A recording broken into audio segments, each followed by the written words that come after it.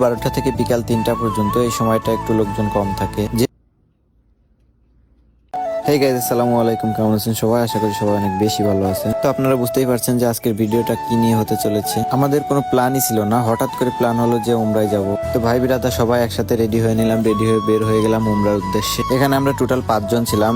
2টা হচ্ছে আমার বন্ধু, আমার সাথে কাজ করে আর কি, আর 2জন হচ্ছে একজন আমার মামাতো ভাই আর একজন আমার খালাতো ভাই। তো ওদেরকে নিয়ে বের হয়ে গেলাম। যেহেতু 1 ঘন্টার রাস্তা, সেহেতু আমি আগেই গাড়িওয়ালাকে ফোন দিয়ে বলে রাখি, যেহেতু লোক আমরা 5 জন, সেহেতু ড্রাইভার ভাইকে বলছিলাম, ভাই যদি মেন রাস্তা দিয়ে যান তাহলে তো সমস্যা, ওইখানে চেকপোস্টে চেক কর। ড্রাইভার ভাই আবার বলছিল যে সমস্যা নাই, আমি সাইড দিয়ে যে রোড আছে ওই রোড দিয়ে নিয়ে যাব, কোনো সমস্যা হবে না, ওই পাশে চেকপোস্ট নেই। আর এখন তো আপনারা জানেন যে সৌদি আরবে কি পরিমাণ গরম পড়তেছে। তো এই গরমের ভিতরে উমরা করা অনেকটাই কষ্টকর, কষ্ট হলেও করতে হবে, যেহেতু আমরা নিয়ত করে ফেলেছি উমরা করার। তো আমাদের যে সাইড দিয়ে নিয়ে যাচ্ছিল ওই সাইডে কোনো চেকপোস্ট নাই, যেহেতু আমরা লোক ছিলাম 5 জন। তো পুলিশে দেখলে আমাদের গেরামা লাজিম দিয়ে দিত, কারণ সৌদি আরবের নিয়ম অন্য দেশের মতো না, এদেশের নিয়ম সবাই মেনে চলে। তো আমাদের রুম থেকে আনুমানিক 1 ঘন্টা লাগে মক্কায় আসতে। তো চলে আসলাম মক্কায়। আমাদের আর কি 79 নাম্বার গেটের সামনে নামাই দিয়েছিল, যেহেতু অনেকটা দূরে নামাইছে, তো এখান থেকে স্পষ্ট ক্লক টাওয়ারটা দেখা যাচ্ছিল। আমরা যখন মক্কায় পৌঁছালাম তখন 2টা বাজে। এখানে ভিন্ন ভিন্ন দেশের মানুষ ছিল, আমাদের মতো সবাই উমরা করার জন্য আসছে। তো হেঁটে হেঁটে যাচ্ছিলাম, আনুমানিক 5-6 মিনিট লাগবে আর যেতে। তো আমার এইবার দিয়ে 3বার উমরা করা হচ্ছে।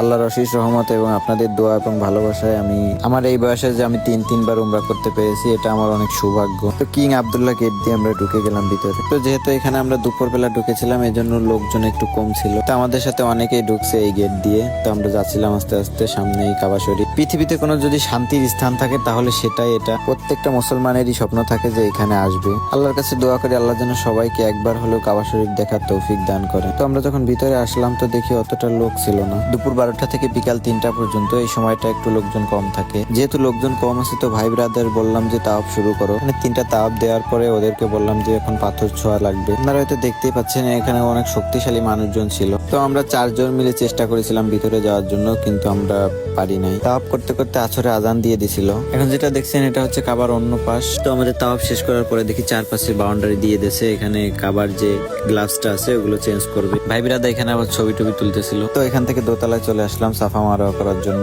কাবা তাওয়াফ করা কষ্ট না, কষ্ট হচ্ছে সাফা মারোয়া করা। এখানে 2 কিলোমিটার মতো হাঁটতে হয়, সাফা থেকে মারোয়া, মারোয়া থেকে সাফা, এরকম 7 বার ঘুরতে হয়। সাফা মারোয়া করতে আমাদের 2 ঘন্টা সময় লেগেছিল। এটা হচ্ছে সাফা, এখান থেকে শুরু করে সামনে 1 কিলোমিটার পর্যন্ত এটা হচ্ছে মারোয়া। তো সাফা মারোয়া 7টা চক্কর শেষ করলাম। 7টা চক্কর শেষ করে সবাই এখানে দাঁড়ায় পিকচার তুলতেছিল। যেহেতু আমরা আগে একবার করছি, সেহেতু আমাদের চুল না ফেলালেও হবে। তো আমরা সব কার্যক্রম কমপ্লিট করে আমরা বেরিয়ে গেলাম রুমের উদ্দেশ্যে। এখানে যারা উমরা করে বেরিয়ে আসছে তাদের জন্য পানি নিয়ে দাঁড়িয়েছিল, পানি দেওয়ার জন্য। তো আমরাও নিয়ে নিলাম, আমরা 5 জন 5টা পানি নিয়ে নিলাম। এই ছিল আজকের ভিডিও। তো দেখা হচ্ছে নেক্সট কোনো ভিডিওয়। সবাই ভালো থাকবেন, সুস্থ থাকবেন এবং আমাদের জন্য দোয়া করবেন।